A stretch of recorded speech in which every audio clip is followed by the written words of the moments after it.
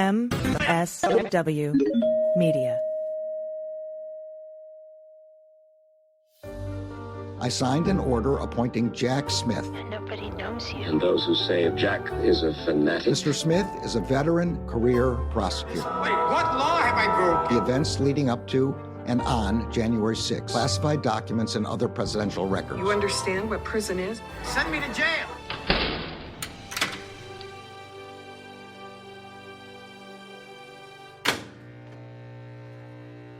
Welcome to episode 106 of Jack, the podcast about all things special counsel. It's Sunday, December 8th. Oh my gosh, December 8th, 2024. Wow. I'm Allison Gill.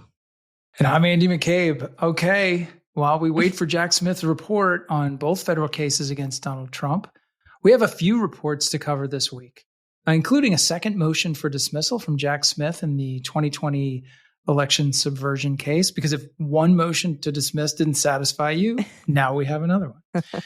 As well as a Georgia judge ordering Fani Willis to release all her communications with Jack Smith. And I should apologize right off the top, because for some reason my voice is ragged right now. I can't even hear it, but we'll just have to soldier on. We'll muddle through. And I just want to also say, and we'll talk about this when we talk about Fani Willis, release all our communications with Jack Smith if they exist, right? It hasn't been proven that they exist. Or there is that quite substantial if. Yeah, yes. Exactly.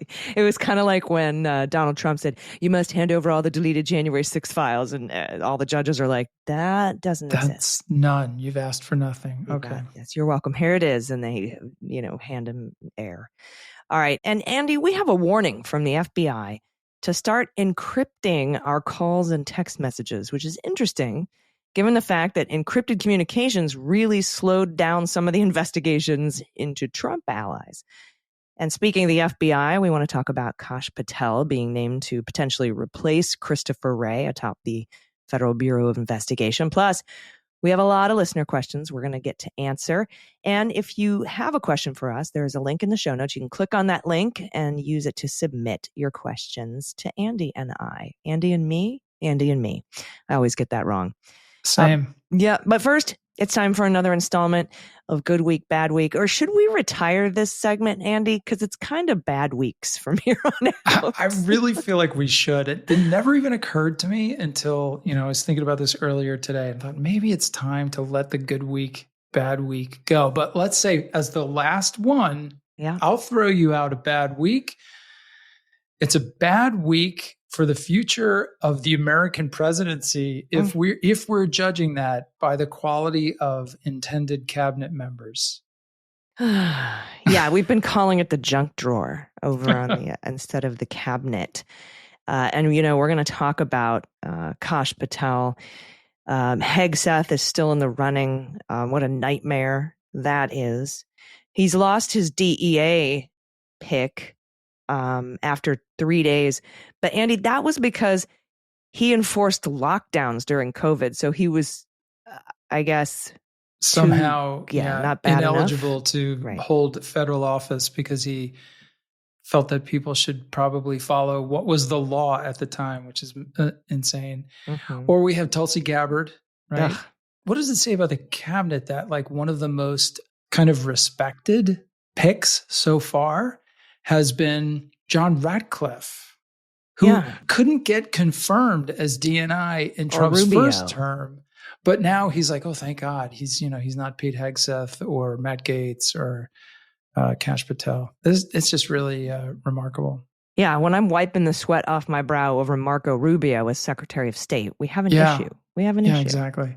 Rubio was the guy who came in. A lot of people forget, but alongside the Mueller investigation, the Senate, which was, I think that committee was headed up by Burr at the time, actually did Senate a really intelligence. In-depth 5-volume report on Russian interference in the 2016 election. And just as Burr was about to put out his final findings, like a executive summary of the findings, Trump's DOJ started targeting him for insider trading, because he's the only one in Congress that does that. not insider trading, but using his, trading on privileged information that he got through his role in the Senate. And so he stepped down from the committee right before that report was released. So guess who got to write the report? Yep. Your future Secretary of State, Marco Rubio, who whitewashed the entire thing. So there you go. Yeah. Well, anyway, bad week for the executive branch in general. For sure. We'll see how it goes. This has become kind of the selection of intended cabinet members in which expertise is a disqualifying factor. Mm-hmm. So, we're going to find out how that goes. Felony indictments, I think, are a requirement now. You think, with Pete Navarro going over to trade or whatever. Yeah. Crazy. And we'll continue to keep an eye on it, especially over at Main Justice, as like we said, when the report comes out. Fingers crossed, Merrick Garland releases it. I can't see why he wouldn't. But we're going to go over that report, and then we're going to be pivoting to follow and report on what's happening at the Department of Justice, so that we can make sure everybody knows the facts and can understand the gravity of what's about to go on in the department. Yeah, I think DOJ is really going to be ground zero for a lot of things in this administration. It will be kind of the brain. That's probably a bad analogy. It'll be the op center for the revenge tour, right? And a lot of what goes on over there under Pam Bondi's leadership, if she's confirmed, will be really interesting and important to follow closely. So that's what we're going to try to do. Yep. Knowledge is power. All right. First up in today's show, Jack Smith has submitted a second motion to dismiss to Judge Chutkan in D.C. As we know, last week we talked about he had submitted a motion to dismiss the superseding indictment in D.C. for the election subversion case, the coup. And he had also submitted a motion to dismiss as to Donald Trump, not his, co-defendants or co-conspirators, to the 11th Circuit on appeal, the case that Judge Cannon had dismissed, which is the espionage and obstruction of justice case, the classified documents case, as many people refer to it. Well, now he's filed another motion to dismiss, and this is on top of the motion he filed to dismiss the January 6th charges against Donald Trump. And here's what it says. It's very short. Government's supplement to its motion to dismiss. On November 25th, on the government's motion, the court dismissed the operative superseding indictment without prejudice. The clerk acted on the court's order, and the docket now reflects the absence of any pending charges against the defendant and classifies this case as closed.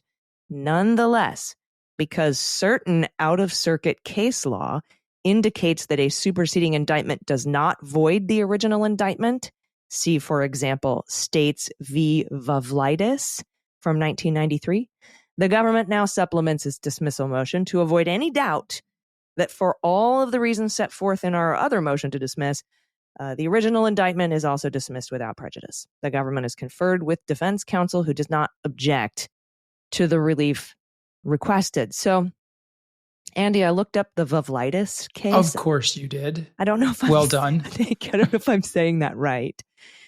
It sounds like, I think that's what's wrong with my throat. Yeah. I've got Vavlidis. I've got Vavlidis in my spleen. It sounds like something. We actually, when I was in the Navy, we had a guy in our brother company whose last name was Petritis. And we always used to joke about, nice. Oh, my Petritis is killing me. Okay. On February 19th, 1991, I was a junior in high school. A grand jury returned an indictment charging Vavlidis with one count of bank fraud. The indictment alleged that between January and May of 1990, Vavlidis orchestrated a check kiting scheme by depositing checks written on insufficient funds into the accounts he controlled at Atlantic Bank and Bank of New England. The charging paragraph of the indictment, paragraph 7, alleged that this scheme allowed Vavlidis to obtain $1,615,968, more or less, owned by and under the custody and control of Atlantic Bank and Bank of New England. So he's floating checks. Right. On March 12, 1991, and it wasn't like when I floated a check for groceries for $14 when I was in college. This is 1.6 This is million. different. Although kind of the same in principle, but different in size. Same in principle. Okay. On March 12th, 1991, which was like a month later, less than a month later, a grand jury returned a superseding indictment, identical in all respects to the original indictment, except for paragraph 9. Paragraph 9 of the superseding indictment, the new one, stated that as a result of the check kiting scheme, Atlantic Bank suffered a loss of $1.62 million, more or less. The superseding indictment thus alleged the total loss resulting from the scheme, but did not describe the net ultimate loss. Oh, I see. Because of an oversight by the prosecutor, Vavlitis was never arraigned on the superseding indictment. So after the first day of trial, they wanted to have a mistrial. The ruling here says the court found that Vavlitis had not been arraigned on the superseding indictment, but the court granted the prosecution's motion to dismiss the superseding indictment and allowed the trial to continue on the original indictment.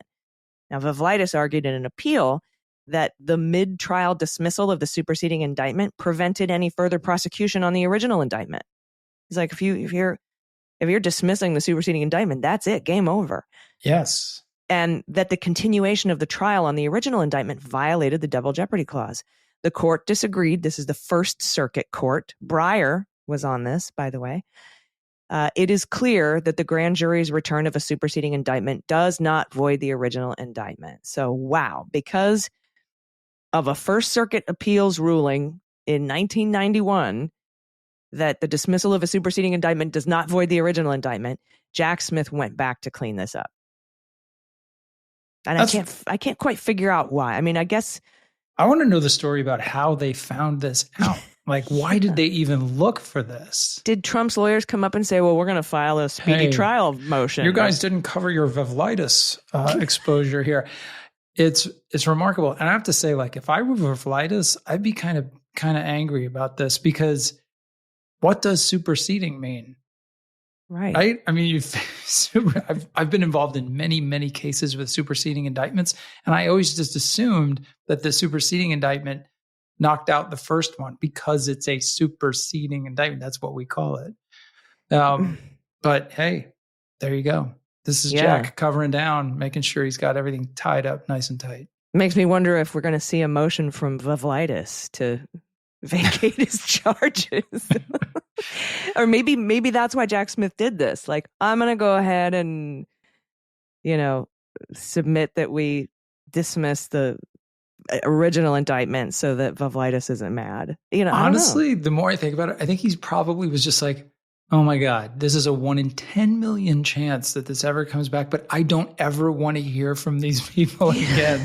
I'm going to knock this thing out because it's easier to just do it now, and then I can just ignore the phone calls 10 years from now or whatever it is. Yeah, I'm going to double dismiss it. And then maybe he'll file another one. Like anything else ever, just make sure that everything is dismissed. Yes. Kill it where it sleeps. Yeah, and I wonder if we'll see one in the documents case. That was a superseding indictment, but the case was dismissed. It was already dismissed by the judge, and he was only pulling it out of appeals. That's right. That's right. Right.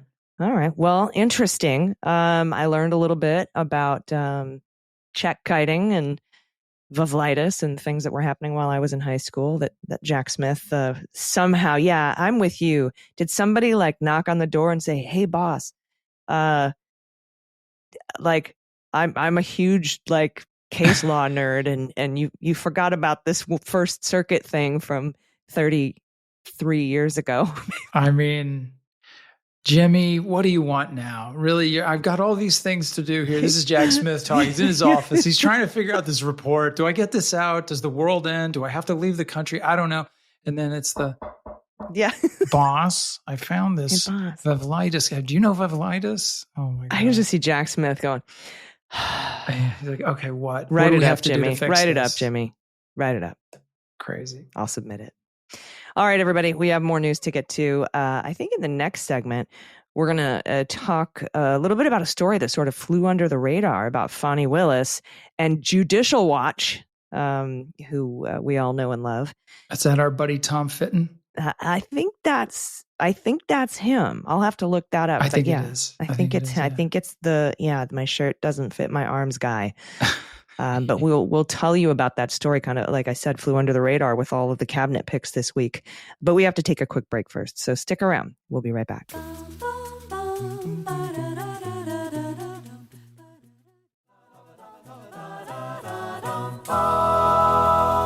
Welcome back. Okay, we have a story for you that, as we just said, we think kind of slipped on by this week, slipped under the radar, with all the cabinet picks and palace intrigue that's going on down at Mar-a-Lago.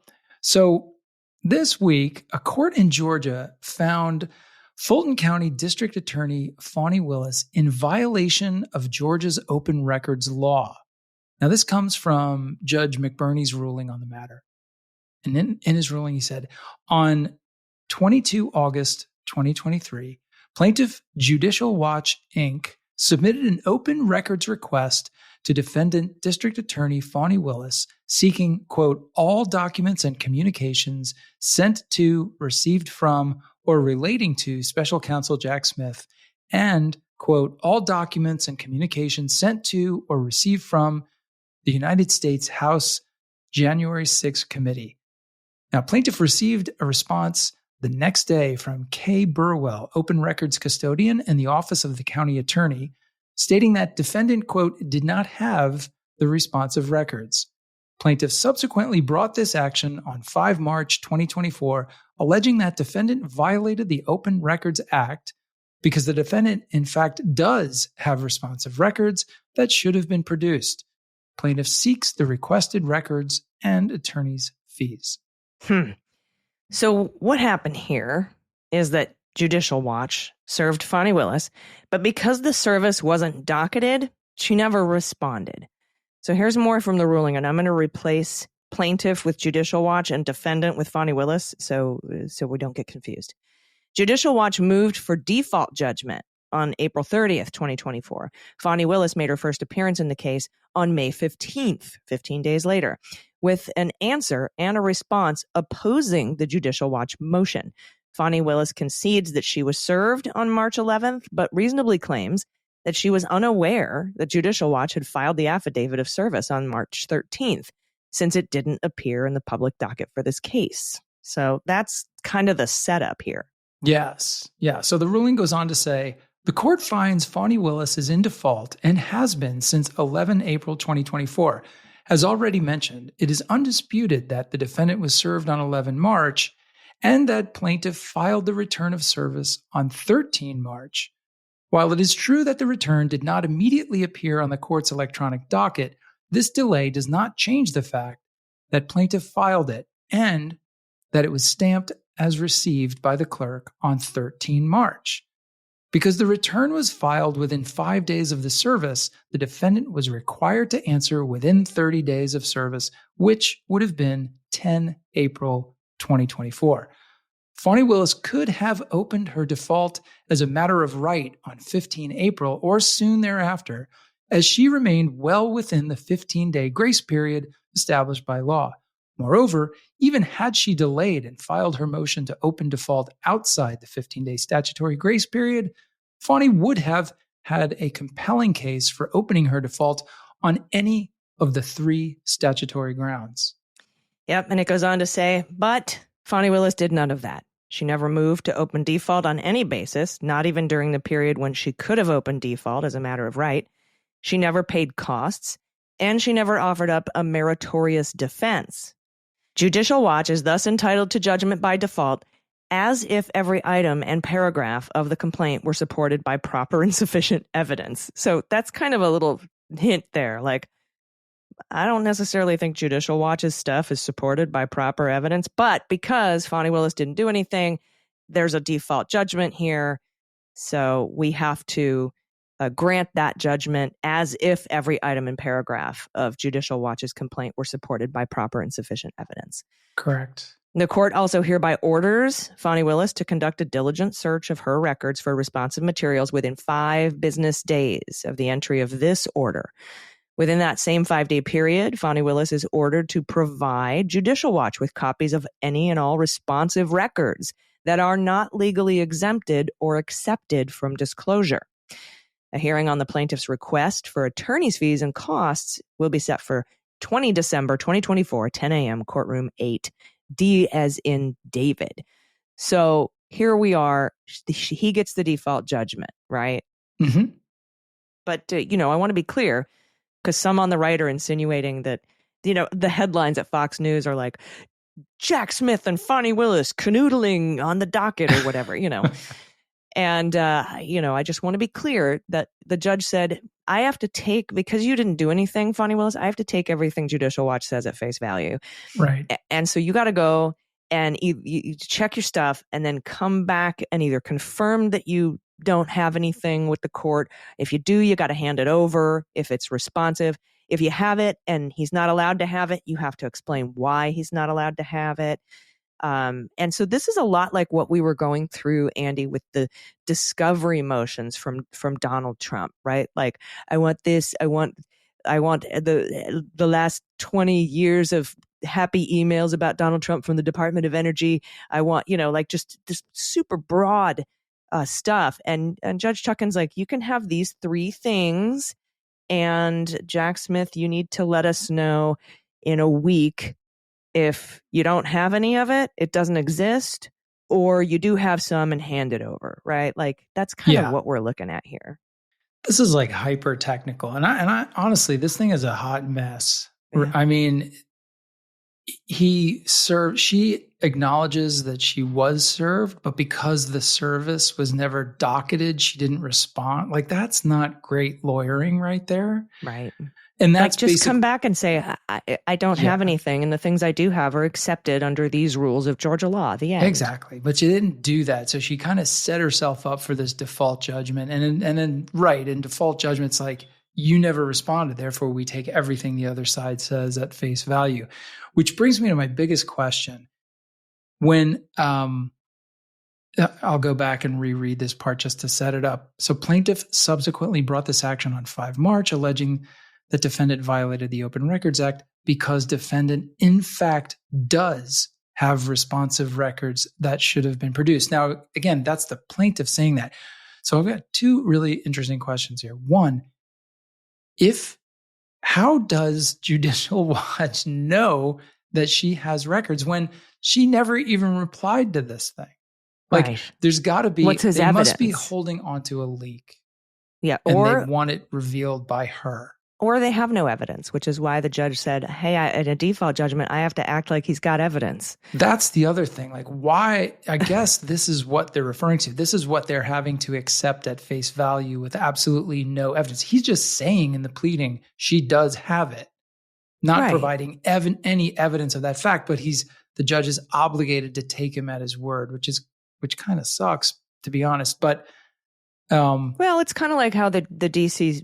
Circuit Court of Appeals and any appellate court has to take what's in an indictment as fact. Right. That's right. You know? That's just the rules. And that's what these sort of default judgments are all about. This is the court enforcing the rules. If you let lawyers get away with things like getting served and not responding, then the whole system falls apart. Mm-hmm. So that's why the rules are enforced pretty strictly. But yeah, a bit of a mess here that she kind of walked herself into, it seems like. Maybe there's more to the story that we don't know, but there might be. But I'm also interested to see how she responds, because should she respond, yeah, we've got stuff, but you can't have it, or yeah, we have 3 things, here they are, or no, we have nothing. I'm really interested to see what the answer is. So for sure. All right. So next up, we have a story from Kevin Collier at NBC News. And Kevin says, federal officials warned on Tuesday that a massive Chinese hacking operation against American telecommunications companies hasn't yet been fully expelled, and that the best way to hide communications from Beijing spies is to use encryption. I feel like this should say, and the best way to hide communications from Kash Patel and Pam Bondi is to use encryption. Wink, wink, nod, nod. Don't be heard by the wink, wink, nod, nod Chinese. Wink, wink, nod, nod. I mean, when does the FBI ever come out and say, hey, make our job harder, everyone? Yeah. It's just interesting. It is. Okay. Kevin goes on to say, encryption is a technology that scrambles messages and requires a, quote, key to be able to see or hear it. Different app makers and platforms have used the technology in various forms for more than a decade, so governments and hackers that intercept them as they pass through telecommunications infrastructure will see only gibberish. While adopting the technology has historically prompted complaints from law enforcement agencies, including the FBI, it's also a way people can communicate more privately.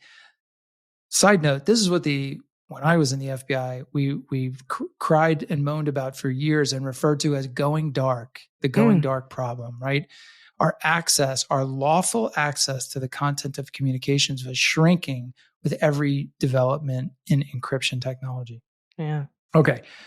Telecommunications companies tend to temporarily store call and SMS records, which phone number called or texted which and when, and they briefly store the contents of SMS texts.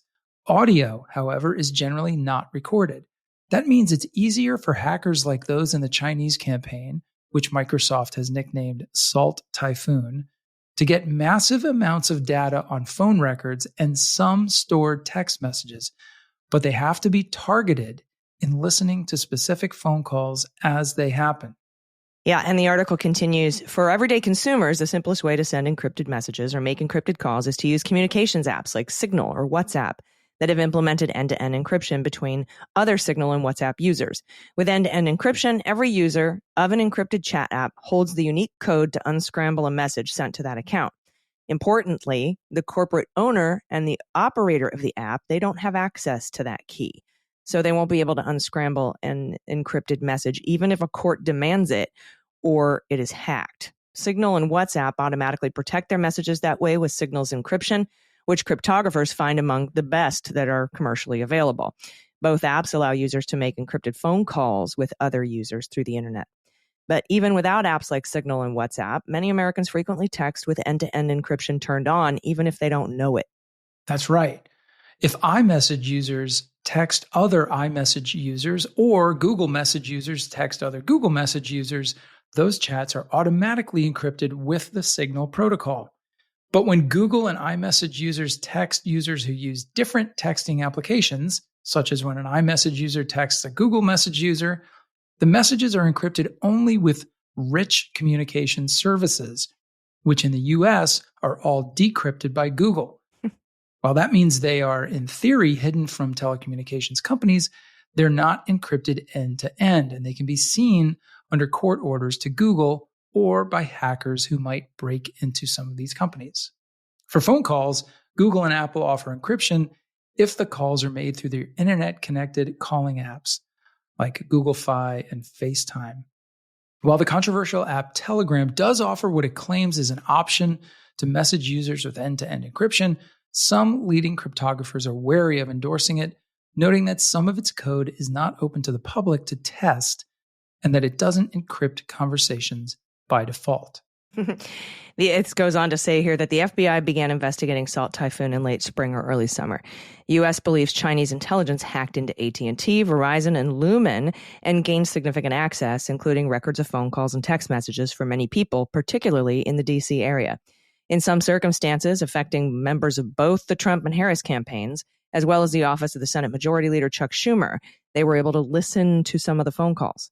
China denied this accusation, as it routinely does when a Western company or government accuses it of deploying a vast cyber espionage capability.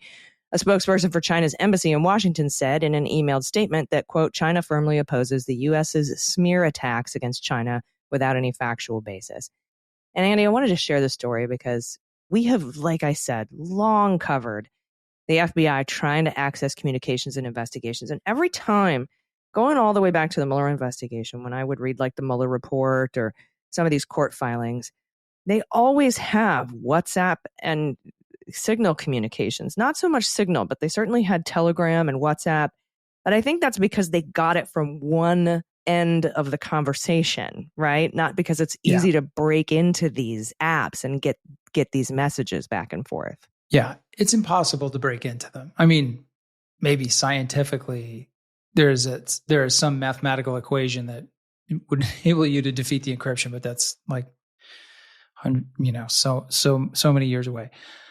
They are essentially impossible. If you serve a warrant on or a court order on, let's say, WhatsApp for communications between two different identified parties, they have to comply with that court order. They provide you a recording of those calls, and you cannot you play it, and it's just sounds like fuzz and static.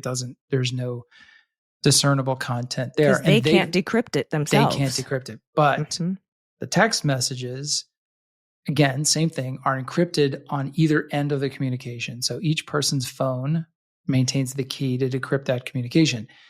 But if you really want those texts to be private, you have to also delete them from your phone because they reside on your phone in a decrypted form, so you can read them. Oh, so like if you're the U.S. Secret Service, after January 6th, you just make sure you delete those messages. That's how it works. Okay. If you delete them adequately, you have to be pretty careful about how you do that.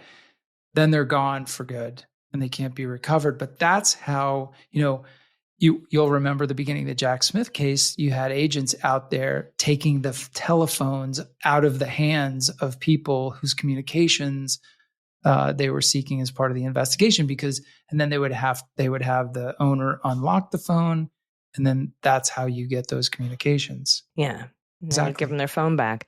Jeffrey Clark, John Eastman, Scott Perry. Hi, we're the post office cops. Yeah, so you go into phone. great lengths to use encrypted apps so that no one can see what you're writing or hear what you're saying. But if you keep all those writings on your phone, they can still be found.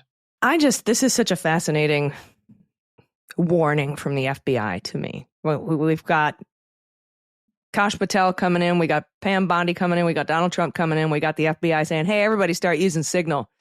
Peace. This is, I understand Salt Typhoon, the Chinese hack into AT&T, Lumen, Verizon, et cetera. But I've never seen a warning. I've never thought I'd see the day where the FBI came out and told the American people to start using encrypted apps. Blows my mind. We spent so much time and effort talking about this, conference after conference after conference. Comey gave speeches about it all the time. Chris Wray came in. He continued the exact same march. We were constantly complaining about encryption for good reason. And it's really, it's made investigations much harder, particularly for local police who don't have the sort of technology and resources that the FBI has to try to work around some of these things.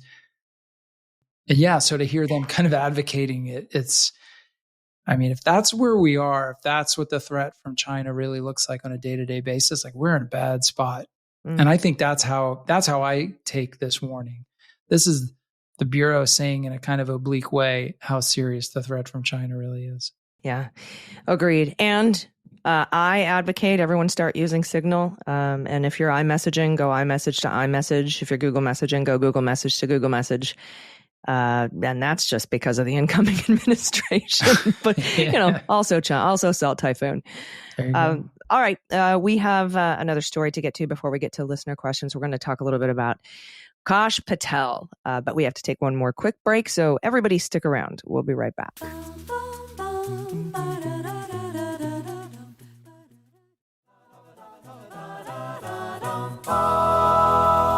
Hey, everybody. Welcome back. All right. Before we get to listener questions, I wanted to talk to you, Andy, about Trump's pick to head up your former agency. Yes. This reporting comes from your colleagues, Evan Perez and Zachary Cohen at CNN. And you actually headed up this agency as the acting director for a time. I did, for a brief shining moment in 2017. The months of my life I can never forget. Get back. But anyway, yes, I did. I have a unique perspective on this one, and I can't wait to hear it. Because if you've been listening to CNN at all in the last week, you've probably heard my rant already. But I'm teeing it up. Yeah, we want to hear it again. Here's what your colleagues over at CNN have to say. President-elect Trump plans to nominate firebrand, and I wish they would stop using that. Let's just call him loyalist, Kash Patel, to serve as FBI director. An extraordinary move that would put a self-described enemy of the so-called deep state as the head of the nation's top law enforcement agency, a role that would give Patel power to carry out Trump's threats to go after his political opponents. Trump's interest in Patel speaks to his urge to fill top law enforcement and intelligence positions with supporters. And I'm going to add absolutely wholly unqualified, ridiculous supporters who may be open to carrying out his demands for specific investigations as well as inoculating Trump against possible future probes. Quote, I'm proud to announce that Kash Patel will serve as the next director of the Federal Bureau of Investigation. Kash is a brilliant lawyer, investigator, America First fighter who has spent his career exposing corruption, defending justice, protecting the American people. That's what Trump posted on Truth Social on Saturday evening. Yeah, so the article continues. Even among Trump loyalists, Patel is widely viewed as a controversial figure and relentless self-promoter whose value to the president-elect largely derives from a shared disdain for established power in Washington.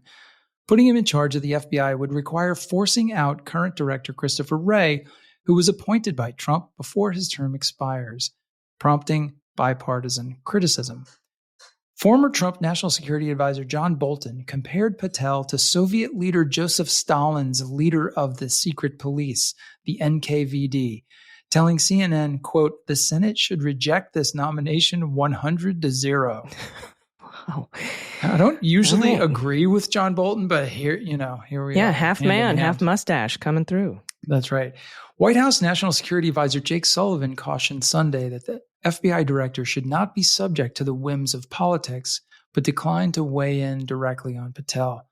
Quote, what makes the FBI director different from most other nominees is they're not just appointed for one term of a president. They're appointed for enough time, just 10 years, to last past 2 terms of a president because they're supposed to be insulated from politics, Sullivan told CNN's Casey Hunt on State of the Union. Now, wasn't Mueller actually extended to like 12 years? He was, but it took an act of Congress to do it. Took an act of Congress to extend it. Mm-hmm. That's interesting because there will be no acts of Congress this time around to get rid of or install people. No. Patel has heavily criticized the FBI, as we know. In a podcast interview in September, he called for the agency's headquarters in D.C. to be dismantled and turned into a museum of the deep state. The FBI's footprint has gotten so freaking big. That's his official assessment of the Bureau. That's what he said on the Sean Ryan show, whoever that is, criticizing the agency's intelligence gathering operation. During the interview, Patel also ridiculed the FBI for its 2022 search warrant of Trump's Mar-a-Lago residence in Florida, which led to charges being brought against the former president for retaining classified documents. Does he know that the FBI actually didn't want to do that? And they pushed back on Garland and said, let's just do a subpoena instead. And Garland was like, man, I really want to search that place. And so they did a subpoena and then they got more evidence. And finally, a month later, Garland was like, we're going in. And the FBI was still like, we don't want to look in that one closet. I mean, I don't think he knows that. And despite all that, their application for the search warrant was dead on right. Yeah. They went in and convinced the judge, we think we have probable cause to believe there's evidence of a crime in there. And sure enough, there was a ton of it. There was. So, okay. Yeah. And in fact, it wasn't dismissed because there was no evidence of a crime. It was dismissed because they don't think Jack Smith was appointed properly. Right. The judge overseeing that case eventually dismissed the charges. In 2023, in an interview with Steve Bannon, the former Trump advisor, Patel said the Justice Department under Trump would go after members of the media. We're going to come after you. Quote, we've got to put in all American patriots. We've got to put in all American patriots top to bottom. What does that even mean? You can't try to make that into something better. It just is what it is. We've got to put in all. Oh, we have to put into the DOJ. We have to put all FBI, American patriots top to bottom. Put into these jobs. We need to put in all American patriots, dude. Adding that. Yeah. Because, notoriously democratic and liberal DOJ and not, FBI. Not all American and not patriotic in any way, right? No, not at all. The current people who work in the FBI are not American and patriotic. Okay, no, thanks. Yeah, definitely not. And he also added that the department under Trump will go and find the conspirators, not just in the government, but in the media. Yes, we're going to come after the people in the media who lied about American citizens, who helped Joe Biden rig presidential elections, plural, we're going to come after you, he said. Patel rose to prominence within Trump's orbit in 2018 when he served as an aide to Representative Devin Nunes, the top Republican on the House Intelligence Committee at the time. I mean, okay. Patel, I still can't believe he was he was on the House Intelligence Committee. Mr. Midnight Uber to the White House. Yeah. Mr. 65 square foot farm in Fresno to be able to put farmer on the ballot. Yes. Mr. There's 9 million things that we could talk about with. And now with the CEO Devin of Nunes. Truth Social has presided over the loss of billions revenue. Anyway, Patel played a key role in Nunes' efforts to discredit the FBI's Russia investigation into the Trump campaign, including a controversial classified memo that alleged FBI abuses of Foreign Intelligence Surveillance Act warrants on Trump advisors. In his 2023 book, Government Gangsters, The Deep State, The Truth, and the Battle for Our Democracy. That is too long a title, I'm sorry. Patel lambasted, quote, crazed partisans for hijacking the law enforcement apparatus against Trump. Do you ever just think like, man, I could make so much money if I pretended to be a Trump supporter and built these guys? Like, can you imagine like just the songs you could write or the books you could write, how easy it would be? I don't know. I just think, how did I get here? How did we get here? What has happened? Okay, Patel's book heavily criticizes what he refers to as the deep state, an amorphous term he says includes elected leaders, journalists, big tech tycoons, and, quote, members of the unelected bureaucracy, calling it, quote, the most dangerous threat to our democracy. Patel in his book also calls for a comprehensive house cleaning of the Justice Department, arguing it has protected high-ranking members of the Democratic Party, failed to prosecute individuals who leaked information during the first Trump administration, and unjustly targeted Republicans and their allies. Wow. So the number one leaker of information during the Trump administration was the Trump administration. I just want to let everybody know. It goes on to say, FBI directors, as you know, serve 10-year terms in part to shield the Bureau's leader from political pressure. FBI directors serve decade-long terms as a result of a post-Watergate law passed in response to J. Edgar Hoover's controversial 48-year leadership at the agency. Disastrous, I would have called it, but okay. Controversial works. It's legacy media here. The breaking of its norm is not new for Trump, who fired Comey shortly after taking office in 2017. Comey, who helmed the FBI during the investigation into Russian interference in the 2016 presidential election, as well as the Hillary Clinton email controversy, was fired by Trump in May 2017 after serving in the position for just over 3 years. So I think at the end, I think doesn't Ray have 3 more years left in his term? I think so. I think he's at about 7. All right, so you're teed up. Go, rant. What are your thoughts on Kash Patel? There's so many directions to go with this, but I think you got to start with the basics. Number one, the guy is profoundly unqualified for this job. If you look at his experience, he has almost none. He has very little basic legal experience. He was a defense attorney. I think he worked for the Federal Defender's Office in Miami for a couple of years. And then he actually did a very brief tour through DOJ as a kind of line level attorney in the National Security Division. But that is like a drop in the bucket compared to basically anyone else who has ever served in the role, period. This is not my opinion on him as a good guy or not a good guy. This is just a fact. The guy is wholly unqualified. He's got zero experience running any organization of any size. So he's going to step into an organization, 37,000 people all over the globe, 11,000 of them carrying guns every day, a budget of $10 billion plus a year. And by the way, a pretty important mission to protect our nation. And you're going to just going to kind of step into that as your, first, you had your lemonade stand as a kid, and now you're going to do that is basically the stretch that he's trying to make. Now you're into my opinion part of the rant. Kash Patel is not a serious person. Forget about the fact that he's targeting me and people in the media and whoever else for whatever reason. Put that aside for a minute. This guy is a clown. He says ridiculous things all the time that betray the fact that he doesn't know what he's talking about. He says he's going to close FBI headquarters and force the 7,000 employees to go out across the country and work as cops. Your cops, go be cops. No idea that 6,000 of those 7,000 people are not even law enforcement officers. They are professional support staff, scientists, forensic analysts, forensic scientists, computer scientists, people who contribute in meaningful ways to this massive accomplishment every day of being the FBI.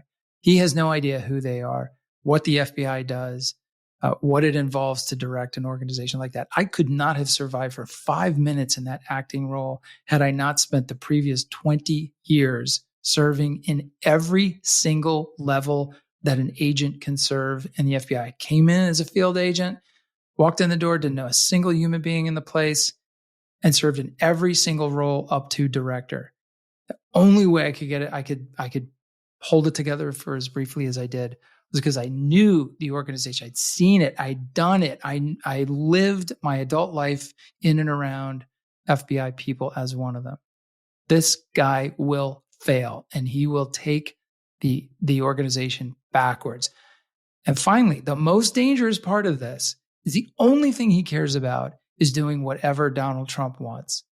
It has been the keystone of the FBI in the last 50 years, in the post J. Edgar Hoover era, right? So you had Hoover for 40, I didn't think it was 48, but anyway, 40 something years, complete disaster. Hoover did the bidding of every president he worked for. He used the awesome powers of the FBI, its intelligence collection powers, its investigative authority, its legal authority, to terrorize American citizens at the direction of American presidents, to collect political intelligence, to seek revenge against enemies, political enemies. Hoover did all of that. And it wasn't until like 1975, and you had the Church Committee and the Pike Committee, those two committees in Congress that unearthed all these problems, all these things that had gone on under Hoover. Illegal surveillance of Martin Luther King, which, by the way, was approved by Robert Kennedy as Attorney General. So this is not a Democrat or Republican thing. This went both ways. We got past those disgraces by committing ourselves to being independent of the political side of the White House. Yes, the FBI works with the National Security Council to protect the country as an intelligence agency, domestic intelligence agency, but they don't interact with people on the political side. You're not even allowed to talk to people on the political side of the White House. It all has to go through DOJ. That's been how we got away from that disgraceful past and actually turned into a credible domestic intelligence and criminal investigative agency that prioritizes protecting people and upholding the Constitution. Kash Patel is right out there in the things he says, telling you he's going to take the FBI backwards, back to a Hoover-esque model where he just sits and waits for Donald Trump to tell him what to do and then goes out and does that without any regard for the Constitution, legality, morality, ethics, or anything else. So I think it's a disastrous appointment. If it ends up being a recess appointment, because I know that's something that they're talking about with problematic jobs they need to fill, that's probably less than 2 years. That'll be a big problem, but people will hunker down and ride it out because FBI people are really good at ignoring leaders they don't like. They've had a lot of them and they have perfected that art. But if he gets approved, you're going to have this guy for maybe 10 years. I mean, it's possible.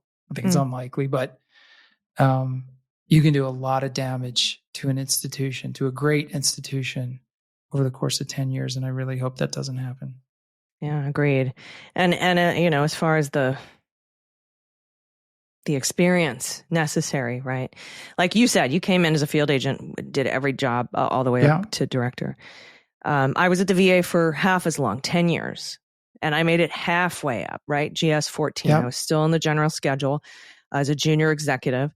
My other 10 years, if I hadn't been removed, would have gone to, hospital director or working in D.C. to undersecretary to a secretary of a department underneath the VHA or VBA or something like that, and so on and so forth, up into and including a director of a medical sharing office or some sort of SES executive level a job, and then I might be ready to be the secretary of the VA. Maybe with my PhD and 20 years of experience. Because, when I came into the VA, I started out as a GS5. Went up and worked all the way up through the GS, through the general schedule. But that's halfway. And with a PhD, I'm still more qualified than Doug Collins is to run the Department of Veterans Affairs.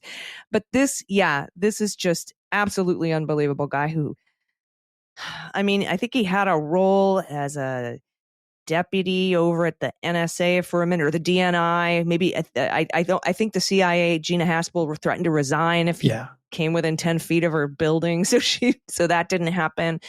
But he can't pass the background check that will be conducted by the agency he wants to lead. He wouldn't be able to. But these background checks aren't going to matter. Trump is just going to ignore them like he did in his first term. We've had, to my count, 2 former FBI agents who served as director. Clarence Kelly, who was career FBI agent, ran multiple field offices as a special agent in charge, ultimately came in as an agent, worked all the way up, same as me.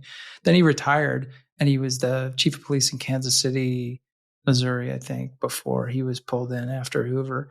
And then, of course, Louis Freeh, who was an agent and then an assistant U.S. attorney and then a federal judge. And we've had a lot of other federal judges. And then we've had some super heavy hitters from DOJ, like Robert Mueller, right, who was a U.S. attorney, I think, in 2 places and a bunch of high-level jobs at DOJ.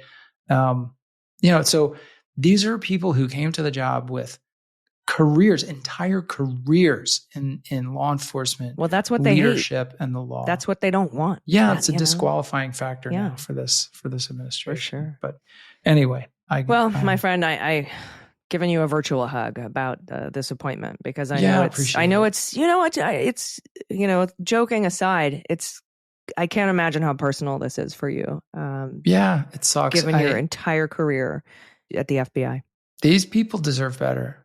The men and women of the FBI deserve better. I'm not saying, look, we elected a Republican president. You're going to get a Republican president's pick for FBI director. Chris Wray was his pick for FBI. Exactly. That's the way it works. Everybody understands that. Those are the rules, and we play by the rules. I don't think we've ever had a Democrat FBI director. Yeah, and you don't get to whatever you are in the FBI, you don't get to pick your director. You just serve the director that's confirmed. Everybody's good with that. But this is just a bridge too far. They deserve better, and the American people deserve better. So we do, and I'm worried for our safety because of all the. I don't think a lot of Americans understand how much safer we are because of the FBI. Yeah, for sure. All right, we're going to take some listener questions and see what you sent in. If you have a question, there's a link in the show notes. You click on it. You can send a question to Andy and me, and we'll answer it as best we can.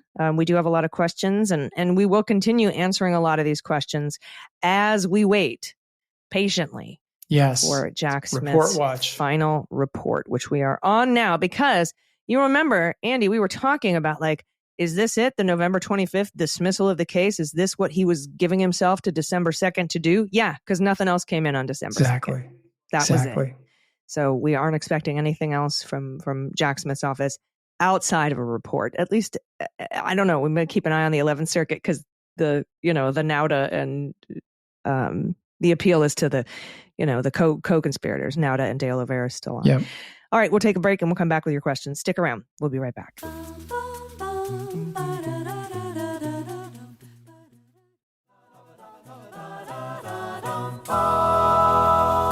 All right, everybody, welcome back. It's time for listener questions. Andy, what do we have this week from our intrepid, intelligent, brilliant, handsome, good-looking, smart, wonderful listeners?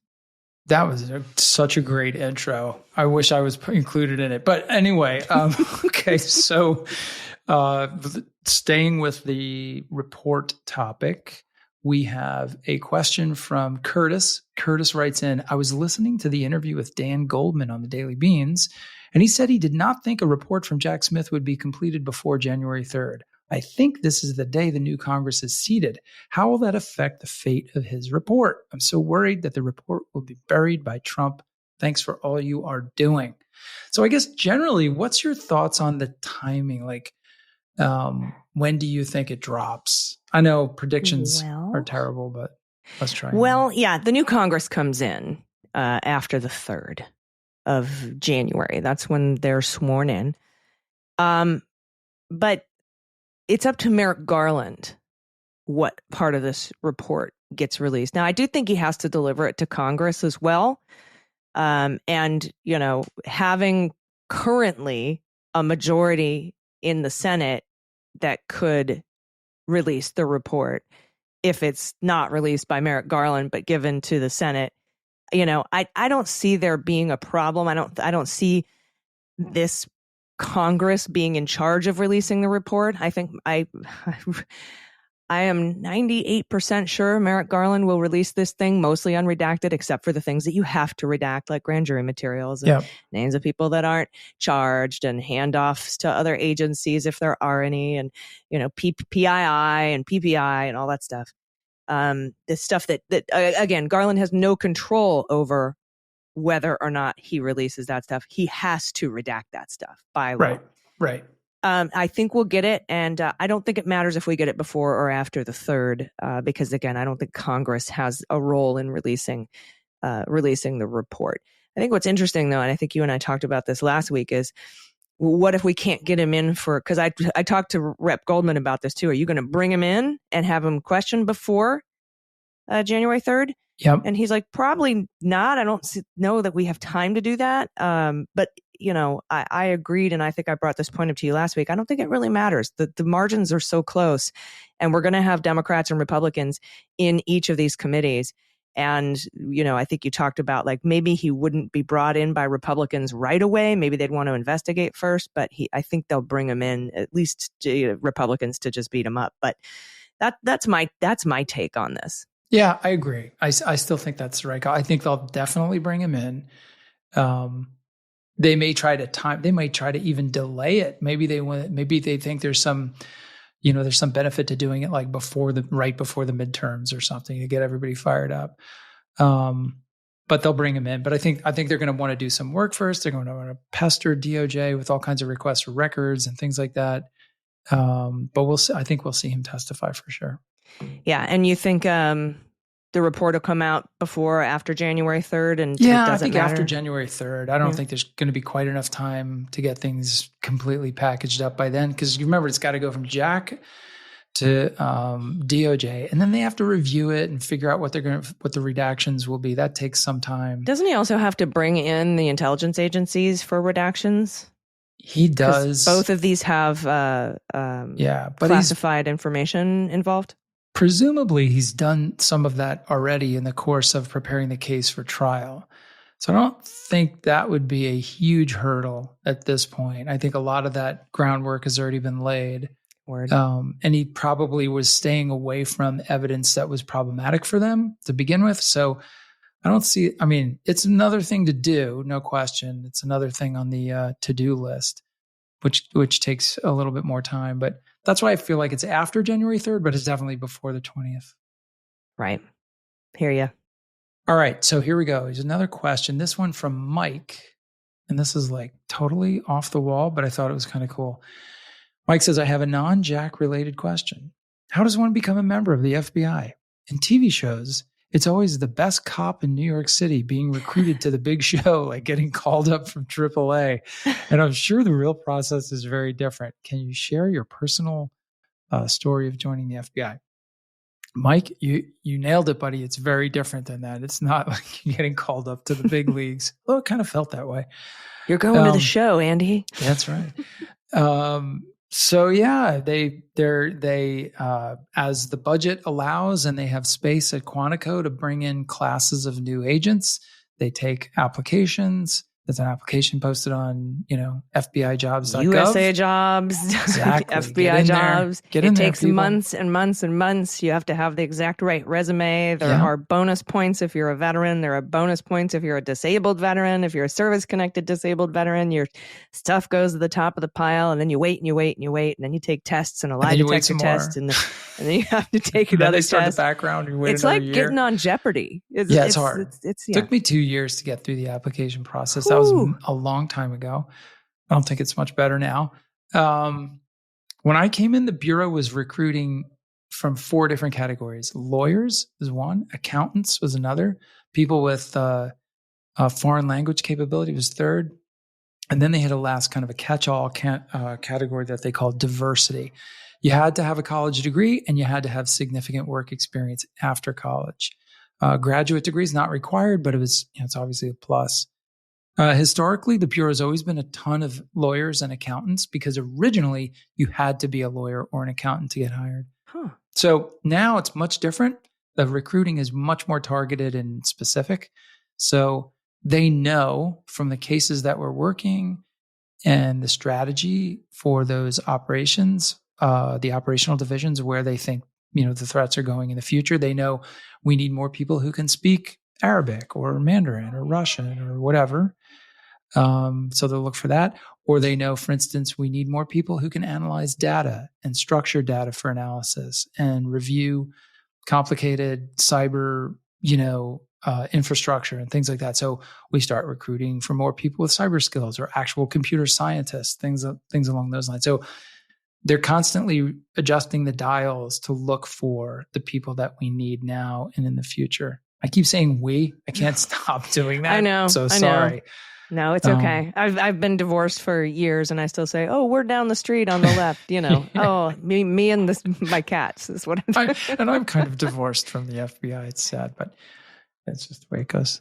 Good question, though. I mean, it is a long process. I mean, just to get into the Department of Veterans Affairs as a file clerk took me 6 months. Yeah, it's a long haul. It's a long haul, the but it's FBI worth background investigation itself took a month and a half for onboarding. I mean, it took, after I was hired, it was another 3 or 4 months before I even started. Yeah. It's tough. You got to get everyone in the Bureau has a top secret clearance. So that's a big background. It takes a while to go through, especially if you have relatives living overseas. Well, not anymore. Like you can, apparently it doesn't matter. No, it's still a requirement for people who actually do the work. It's the heads of the agencies that aren't going to have to get any kind of clearance anymore. Anyway, that's how it works. Anyone can apply. It's very hard. There's thousands and thousands of applications every year, and a very small percentage of those actually get offers of employment. But it's the best day in your life when it happens. So give it a shot. What year was it? For me, 96. Yeah. And I was in my second private law firm, and I was finally making just about enough money that I could pay my student loans. And I took a 50% pay cut to go with the Bureau. I made 3 times less, a third of what I made when I got my job at the VA. But that's what I wanted to do for the rest of my life. You're not going to get rich doing it. You're hopefully not going to get famous doing it. There's no money in it at all. No, I mean, but it's the best. Yeah, but totally unpatriotic. Okay, so why don't we take one more question? All right. This next one comes to us from Rafa. And Rafa says, first he says, I have 2 questions and a pod name suggestion. He said a couple of episodes ago, Allison suggested that you might also track Trump shenanigans at CIA, for example. I like the name Tracking Trump, as it describes hopefully the larger scope of your podcast beyond the Justice Department. So, okay, Rafa, we will put that on the list of items to consider. All right, first question. Donald Trump is one thing, but what to do about Trumpism? There is this regressive cultural movement full of xenophobia, misogyny, racism, Christian nationalism. What do we do about that, separate from the guy with the name? Okay, I've got it all figured out. Hit it. No, but I do have an idea. I've started to notice since 2016 a real big growth in populism, right? Mm-hmm. Anti-billionaire sentiment. Yep. We're seeing it a lot. especially in light of recent events. And with this administration, I think he's got 14 billionaires coming into his cabinet. Yeah. And I think it's going to start, if anything dawns on Trumpism, on Trumpers, on MAGA, I think it's going to dawn on them that they aren't, and I'm going to quote George Carlin here, and there's an F-bomb in it, so earmuffs if you're not into it. But it's a big club. It's a big club, and you're not in the fucking club. Yeah. And these are all billionaires: Kelly Loeffler, Elon, Vivek, Trump himself, who's actually probably not got any money. He just makes us think he has money. That is becoming and has been becoming a huge problem, our wealth gap. And so I think that if we message around populism, we message around workers' rights, we message against billionaires, I think that might be the answer. And I think politicians like Ocasio-Cortez, for example, gave a brilliant speech at the DNC.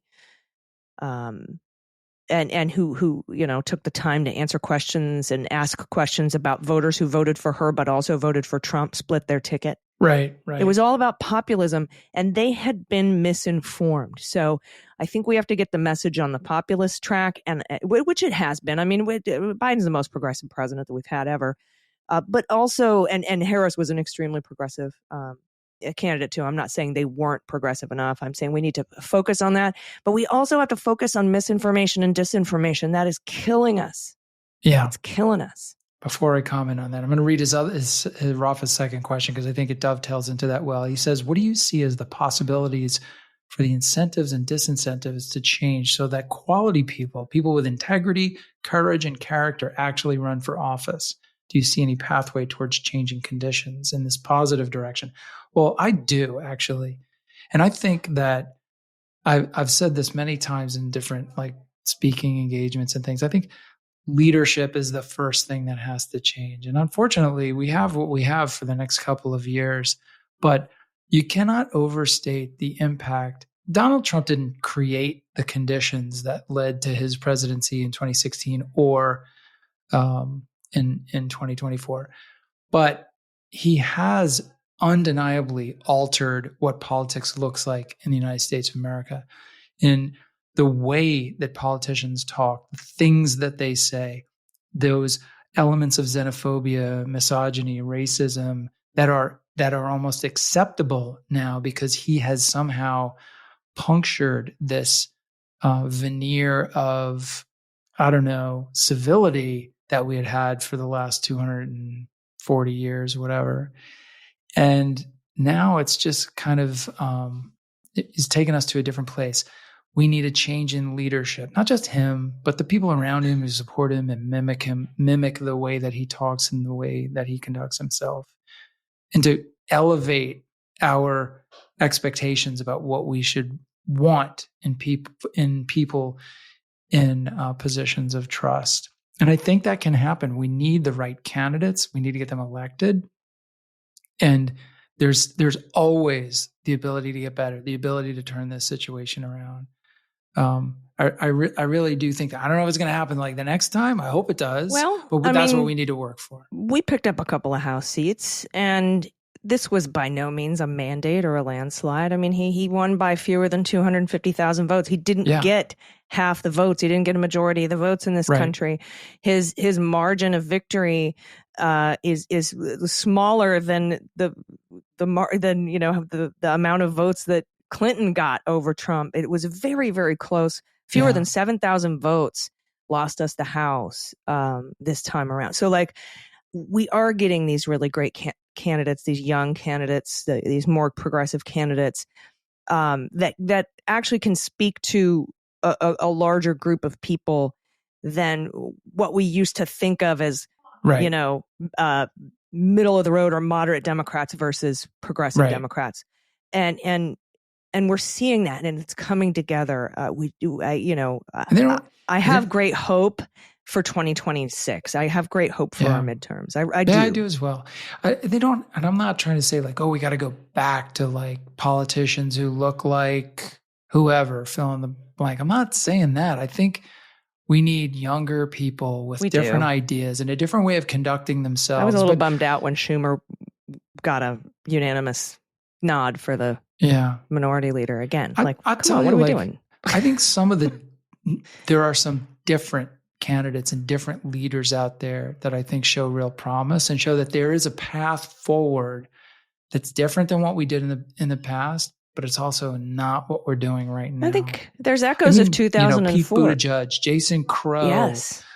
Even like John Fetterman. Ossoff. I was not a big John Fetterman fan. I've been listening to more of his interviews lately. And like the guy's got a really unique perspective on things. Like there is a place for change and we need it. No, yeah, I agree. And I see it. I see that we can get there.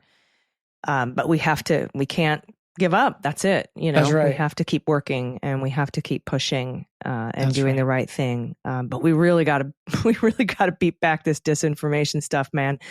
There are countries around the world looking at us like, what are you new? Like, how do you not see this coming? How are you falling for this?